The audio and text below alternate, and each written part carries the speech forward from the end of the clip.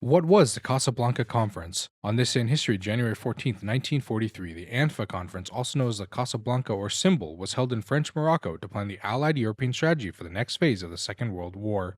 Main discussions took place among British Prime Minister Winston Churchill, US President Franklin Delano Roosevelt, and their respective staffs. Although invited, Joseph Stalin elected not to attend. Also in attendance were the Moroccan sovereignty and Generals de Gaulle and Giroud representing the Free French forces. Critical decisions included a commitment to demand the unconditional surrender of the Axis powers, a plan to invade Sicily and Italy before invading France, a new strategic bombing campaign against the Third Reich, and approval of a US Navy plan to advance on Japan through the Central Pacific Theater. The Central Pacific gave way for the island-hopping campaign, which began with the Philippines, significantly shortening the war. The most crucial point discussed, however, was the Allied invasion of Sicily, which PM Churchill pushed for to divert American attention from opening another front in France. As it turned out to be the correct one, Churchill at the conference feared it would result in very high Allied casualties and would not be possible until the following year. Together, the two influential world leaders issued the public Casablanca Declaration, which proclaimed unconditional surrender, a term that would come to represent the unified Allied will and determination that led to the ultimate defeat of the Axis powers. Roosevelt borrowed the term from former President and War General Ulysses S. Grant, who had communicated that same stance and ideals to the Confederacy in the 1860s. Interestingly, in the radio address, President Roosevelt stated that the Allies meant no harm to the common people living under the Axis powers, but that the leaders would be subject to punishment and retribution for their guilt and barbarity. Behind the scenes, a different story was told. The US and the UK were divided in their dedication to seeing the war through to a complete unconditional surrender. Churchill was already committed, and the War Council and generals were consulted, so there was no way to go back on their word.